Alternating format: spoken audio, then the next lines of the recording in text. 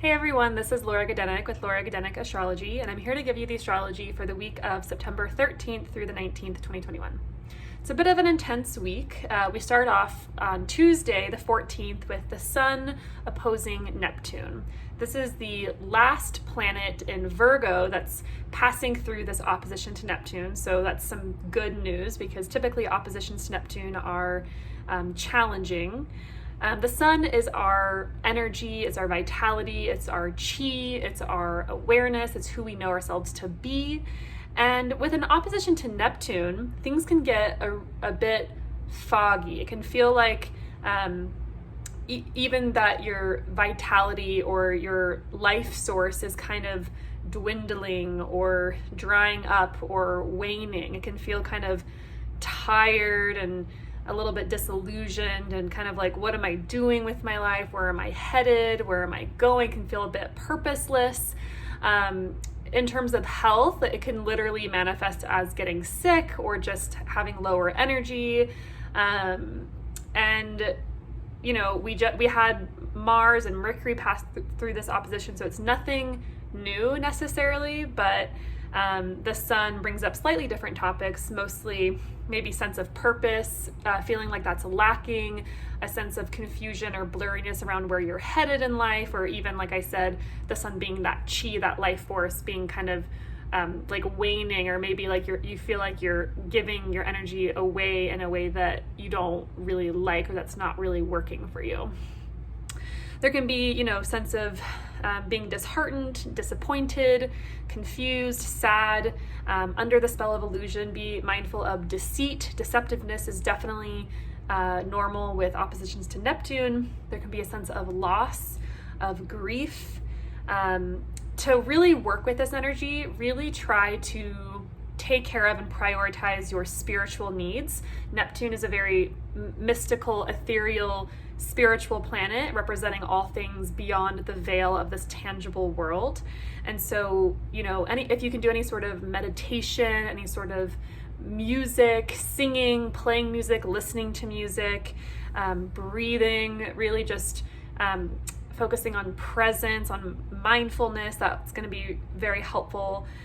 Even writing poetry, really speaking from the heart, or writing from the heart if you're a writer at all. Get in touch with your emotions, with what inspires you, and try to take it easy and relax and kind of get into that more ethereal, mystical state that's going to be healing for you. It's possible that it could be more healing than detrimental, depending on how we utilize the energy.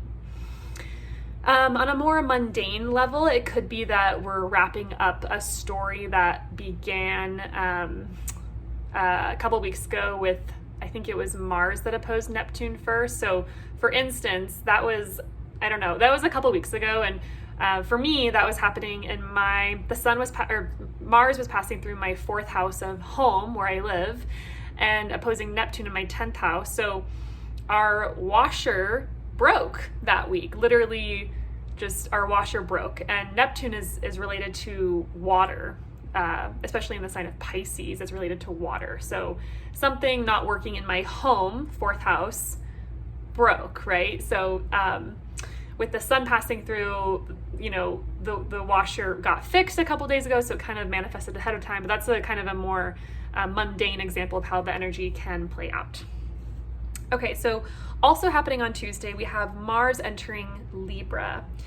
Now, Mars entering Libra is the sign that Mars is inherently uncomfortable in.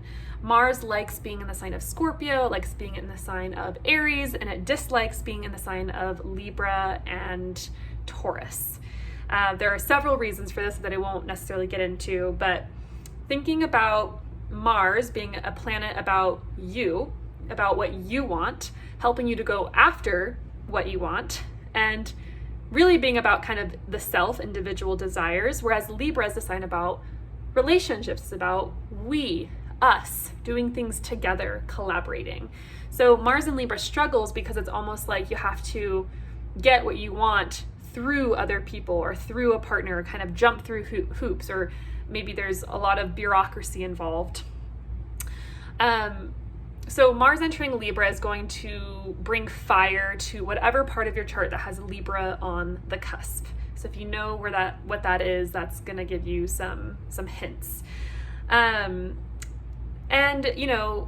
because Libra is a sign about relationships, Mars is a planet that can indicate conflict. There could be some conflict that comes up in relationships that you have to deal with very carefully, strategically, democratically, maybe legally even. So, and what's interesting about this is while Mars is here in Libra, Venus, the planet that rules Libra, is in Scorpio, the sign that Mars rules. So we have these two planets, Mars and Venus, in signs that they don't like being in, but they're in each other's signs.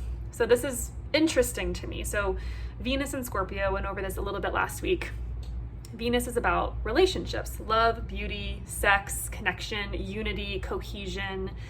And Scorpio is about getting to the bottom of things. Scorpio is about digging, unearthing, uncovering, and is not the greatest sign at playing nice or with doing niceties or small talk, or Scorpio just wants to kind of get to the point and reveal the truth, no matter how painful.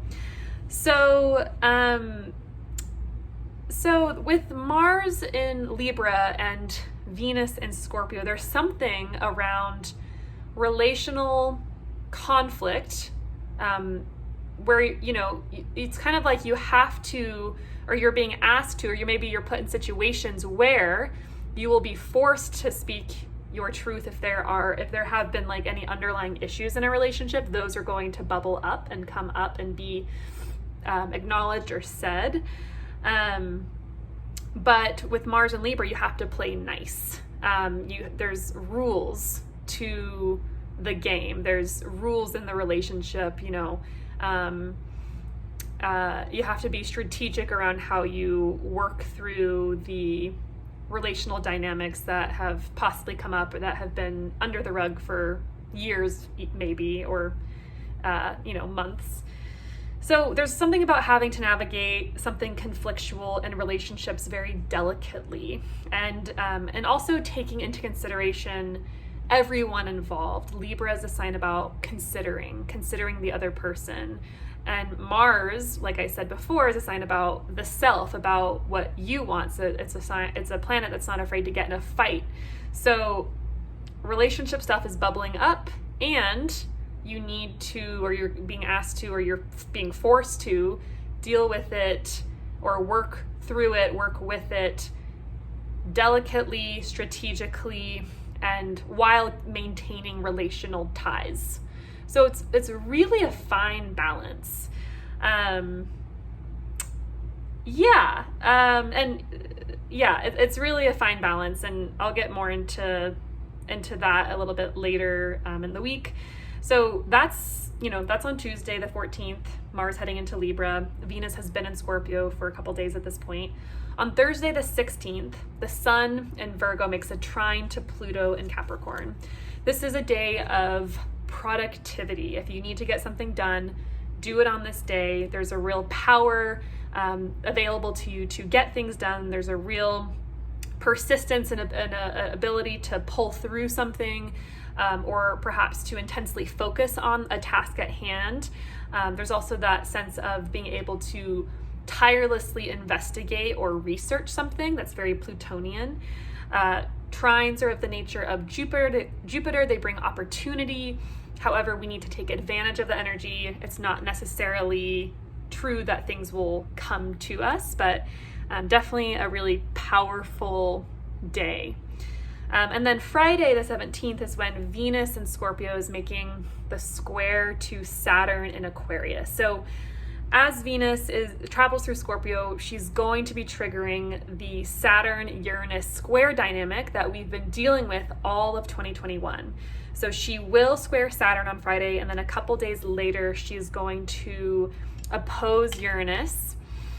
I don't have the exact date for that. I think that it's on the 23rd of September is when Venus will oppose Uranus. So we'll start with Venus in Scorpio squaring Saturn.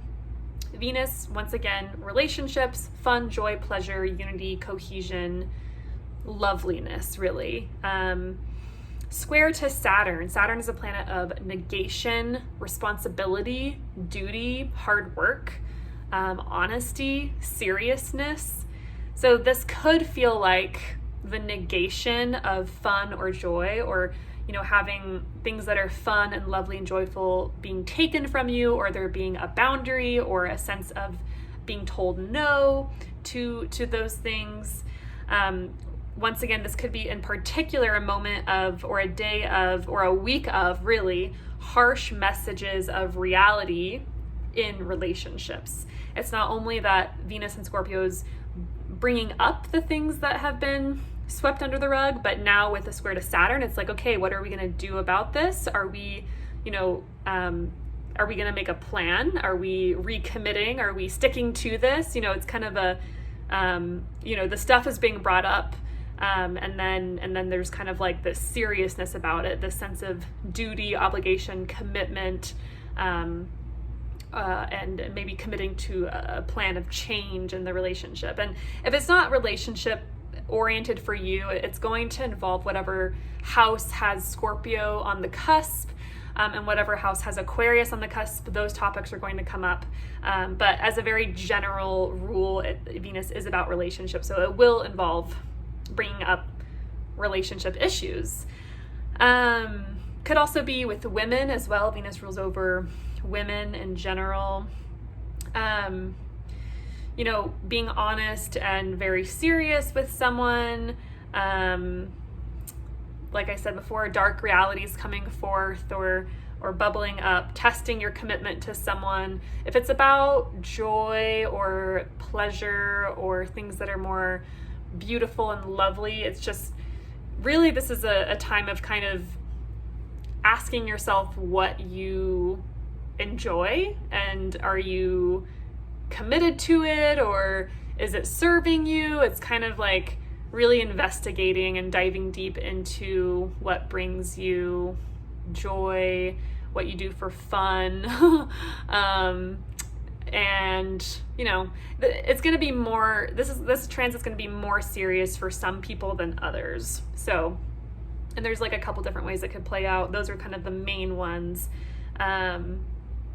So yeah, that's that aspect. And then, like I said, on the 23rd, Venus will oppose Uranus. There's some sort of surprise coming possibly in relationships or in the sectors of joy, fun, pleasure, cohesion. There's some sort of disruptive energy happening, and maybe a sense of needing to break free from someone or something that has felt oppressive, or radicalizing your relationship with a lover or a friend in some way, or once again the topics that are being brought up depending on what houses are being triggered.